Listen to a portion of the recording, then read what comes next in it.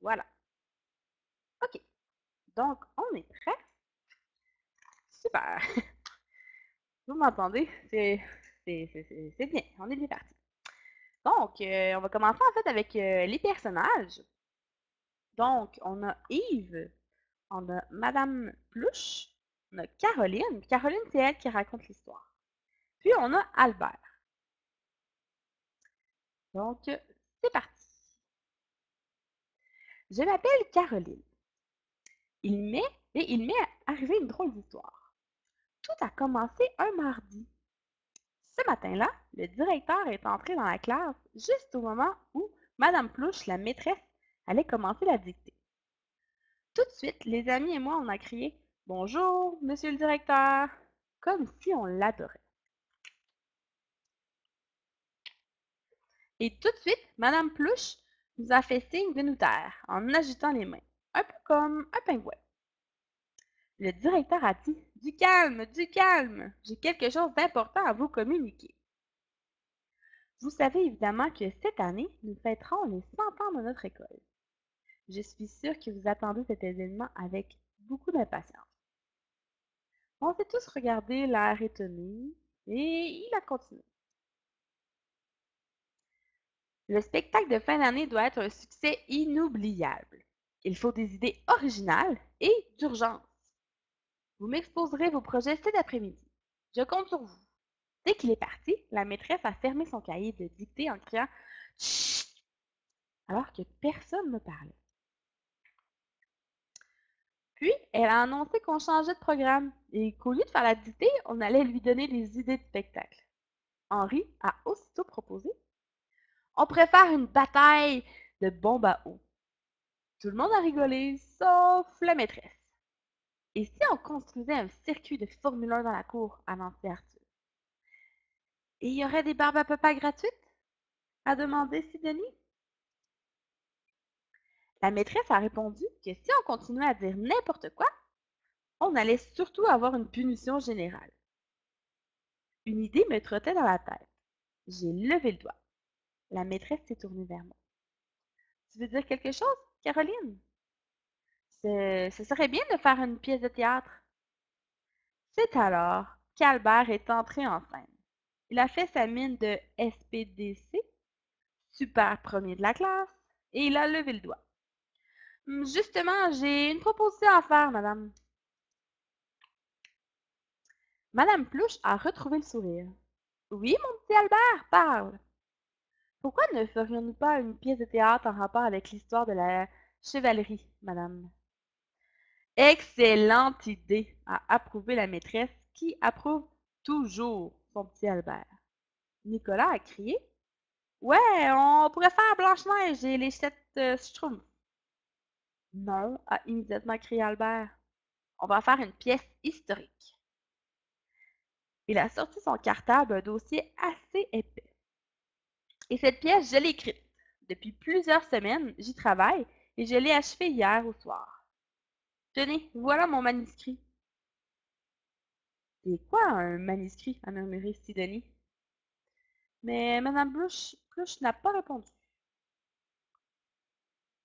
La maîtresse a pris le cahier comme si Albert venait de lui offrir le plus précieux des cadeaux. En tournant les pages couvertes d'une écriture serrée, elle a dit Peux-tu nous résumer l'histoire, s'il te plaît, mon petit Albert? Voilà, c'est un chevalier très courageux qui réussit à sauver une princesse qu'un dragon a emprisonnée dans un donjon. Ah bon? Formidable! Et comment s'appelle-t-il, ce chevalier? Il s'appelle... Oh, j'ai oublié. Il s'appelle Albert. Ce n'est pas obligé, mais si on veut le changer, ça va être compliqué à cause que des rimes. Parce que oui, ma pièce est écrite en vers. En vers? Comment as-tu pu faire, Albert? Tu es vraiment un expert, s'est extasiée la maîtresse. À ce moment-là, j'ai reçu un grand coup de coude de mon voisin Yves, qui s'est levé. Moi, madame, j'aime pas ça les vers. C'est gluant et c'est dégoûtant. Et puis son histoire de chevalier, elle ne me plaît pas. J'ai cru que la maîtresse allait s'étrangler, ou plutôt qu'elle allait étrangler Yves. Mais, avant qu'elle puisse dire un mot, Albert a crié: Tais-toi, tu ne sais même pas ce que c'est, toi, des vers, Yves, le livre. Yves, sous le choc, s'est rassis en marmonnant. Ça, tu vas me le payer, Albert, le ver de terre.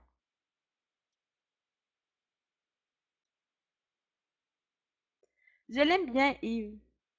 Il n'est pas très bon en classe.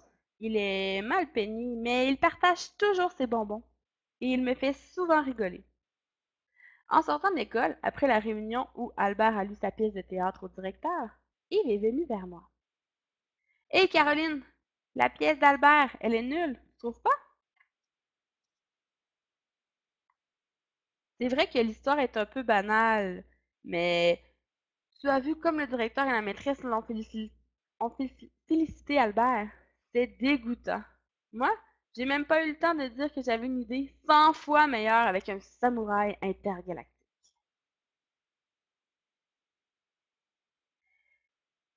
D'ailleurs, j'ai le même sabre, lumineux et tout, chez moi. Je l'ai eu à Noël. En disant ça, Yves a commencé à faire des bonds dans la cour. Il zébrait l'air avec un bout de bois et poussant des cris aigus. Quoi, catata, moi, tata. Dans les jours qui ont suivi, la maîtresse a fait les 23 photocopies du manuscrit d'Albert et nous les a distribuées. On a commencé à travailler la pièce en classe.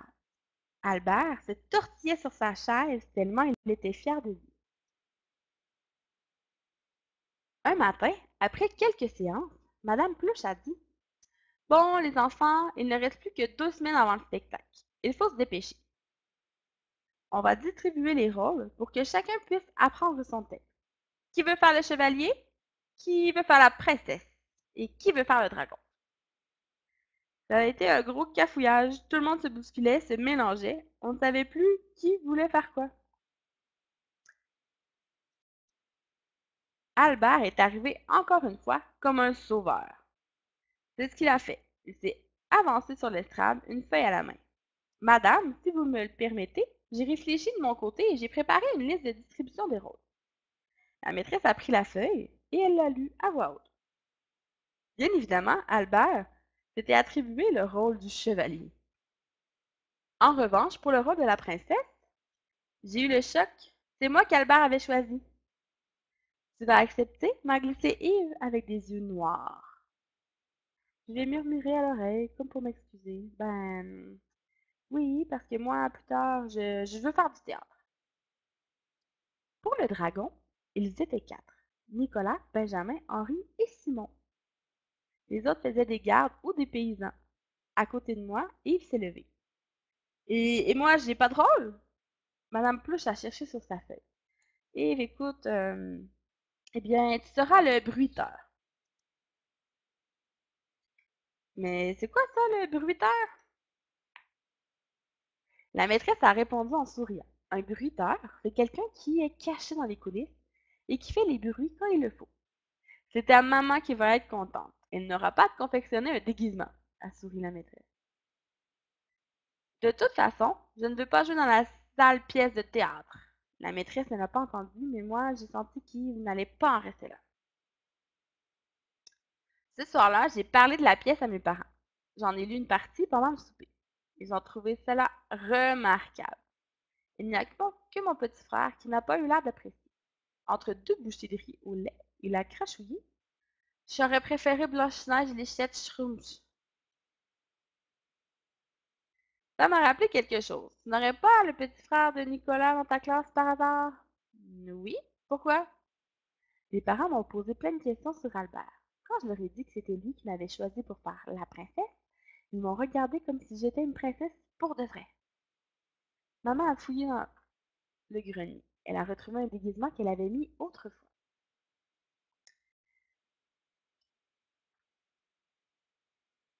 Elle aussi, dans une pièce de théâtre à l'école. C'était un costume de fée. Mais bon, on n'était pas après de ça. Papa a ressorti le caméscope qu'il n'avait jamais réussi à faire marcher. Et tout en surveillant demain le match de soccer à la télé, il s'est plongé dans le mode d'emploi. En classe, pendant les premières répétitions, on a vraiment cru qu'on n'y arriverait jamais. À part Albert et moi, presque personne ne savait son texte. Les 4 garçons qui étaient attachés ensemble pour faire le dragon en carton n'arrêtaient pas de se disputer et de tirer chacun de leur côté. La maîtresse a usé au moins 3 rouleaux de papier collant pour remettre le dragon d'aplomb. Chaque fois, les gardes et les paysans se battaient pour savoir qui serait devant. Je ne sais pas si Yves le faisait exprès ou pas, mais quand on entendait du bruit du cheval, il faisait celui de la porte du donjon, et le bruit du pont-levis chaque fois qu'Albert sortait son épée. L'avant-dernier jour, la répétition a vraiment failli tourner à la catastrophe. Albert a voulu séparer les bagarreurs dans un élan théâtral. Arrêtez! Arrêtez, Magnan! L'heure n'est plus à la castagne! Il n'y a pas eu le temps de finir sa phrase. Il s'est pris un coup de coude de Jules qui l'a propulsé 3 mètres plus loin. Sans son armure, un costume de chevalier en plastique gris, il aurait surtout été propulsé directement à l'hôpital. Son casque, un seau de plage recouvert de papier crépon, était tout déchiqueté.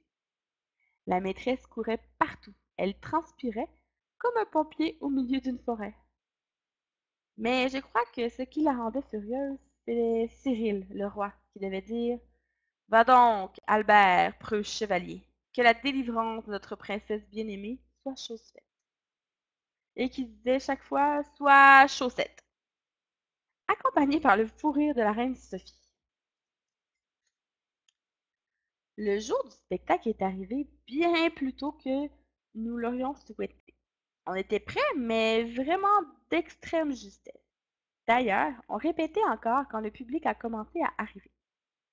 Heureusement, les 2 nappes qui servaient de rideau pour transformer la salle de gym en théâtre étaient fermées. Comme elles étaient trop courtes, on s'était tous aplatis par terre pour regarder nos parents entrer. Le directeur s'était installé au premier rang, avec tous les professeurs autour. Quand j'ai vu mes parents et mon petit frère s'asseoir, j'ai eu l'impression que mon cœur descendait dans mes talons. Puis la maîtresse nous a rassemblés. C'était drôle de se retrouver tous déglutis autour de Madame Plouche, qui parlait tout doucement, pour une fois. C'est à ce moment-là qu'on s'est aperçu qu'Yves avait disparu. Sidonie a lancé Bon, c'est pas grave, il a un tout petit rôle. Bien sûr, il a un petit rôle, s'est énervée la maîtresse, mais c'est un rôle utile. Avec les épées en carton, si on n'a pas de bruit, les combats ne fera aucun effet, voyons. On a recherché Yves partout, mais comme il restait introuvable, Madame Plouche a demandé qui voulait bien le remplacer. Évidemment, tout le monde avait envie d'être sur scène avec son déguisement. La maîtresse a insisté en faisant les gros yeux, mais sans résultat. Bon, je ferai les bruits moi-même, a-t-elle fini par souffler. J'espère que vous serez assez raisonnable pour entrer en scène au bon moment. Allez, on y va. Madame Plouche a attrapé un balai, elle a frappé plusieurs coups avec le manche sur l'estrade. Dans la salle, le silence s'est fait. Dans la première scène, quand le roi et la reine s'aperçoivent que la princesse a disparu, tout s'est bien passé.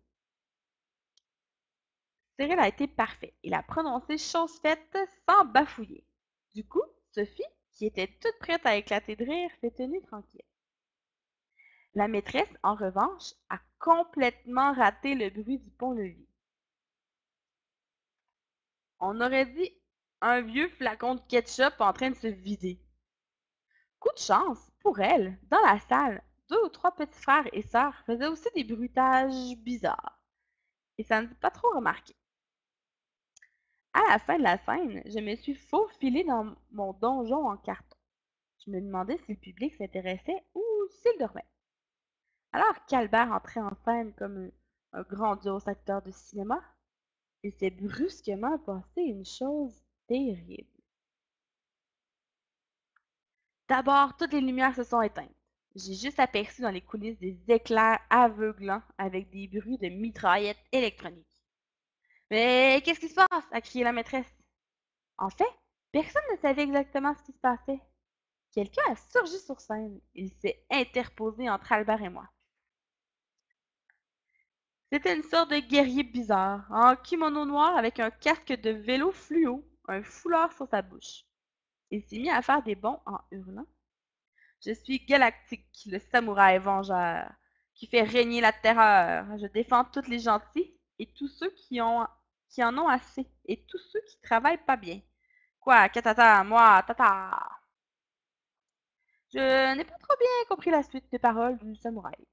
Il m'a semblé que je connaissais sa voix, mais il bougeait tellement vite que je n'étais sûre de rien. J'ai vu Albert blêmir sous son casque. Le public, lui, a applaudi cette entrée fracassante. Tous les petits en particulier trépignaient d'excitation. La maîtresse avait beau s'agiter derrière le rideau en criant Stop, stop, mais personne ne faisait attention à elle. Un moment, j'ai cru qu'Albert allait tomber dans les pommes, mais en voyant le samouraï se jeter sur lui, comme s'il voulait lui casser la tête, il s'est repris et a brandi son épée en rugissant. Arrière, démon, ou je te perce le bidon. Ils ont roulé tous les deux sur l'estrade. C'est là que j'ai compris qu'il fallait absolument que j'intervienne. J'ai sauté à pieds joints de mon donjon pour atterrir juste devant. Mon entrée fracassante a provoqué un nouveau tonnerre d'applaudissements. Est-ce que c'est cela qui m'a donné des ailes? En tout cas, j'ai crié presque comme si les phrases me venaient par magie. Pourquoi vous battre, malheureux? Allons, je vous aime tous les deux. Faites la paix, le couvre-feu. Soyons heureux et vivons heureux. Les combattants se sont arrêtés, pétrifiés. Je les ai tirés par le col pour les obliger à se relever. Tout le monde a cru que mon improvisation faisait partie de la pièce et que c'était le mot de la fin. Le samouraï a enlevé le foulard qui lui cachait la figure. Et c'était Yves! Quand Albert l'a reconnu, on aurait dit qu'il venait de recevoir un coup de poing. Mais je lui ai pincé très fort la main, et comme tout le monde applaudissait, il a grimacé un beau sourire. Le public nous a rappelé 4 ou 5 fois pour qu'on revienne saluer, puis le rideau s'est refermé. Plus tard, le directeur nous a rejoints pour nous féliciter. Le choc des époques que vous avez ajouté est remarquable. Encore meilleur que la version que j'avais entendue il y a quelques semaines. À ces mots, Albert s'est efforcé de ne pas avoir l'air vexé. Tout de suite après, mes parents sont arrivés. Ils étaient tout fiers de moi. Maman m'a dit, je ne m'étais pas rendu compte que tu avais un rôle aussi important. Oui, depuis le temps que je te le dis, j'ai envie de faire du théâtre, maman.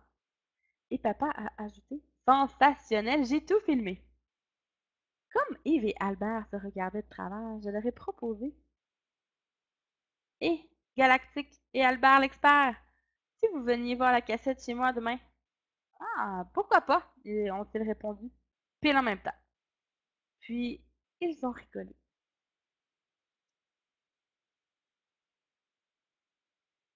Donc, c'est ce qui conclut l'histoire de ce soir.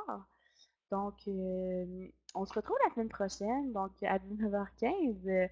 À ce moment-là, je devrais avoir réglé mes problèmes de connexion Internet et je devrais aussi là, être en mesure d'avoir la webcam.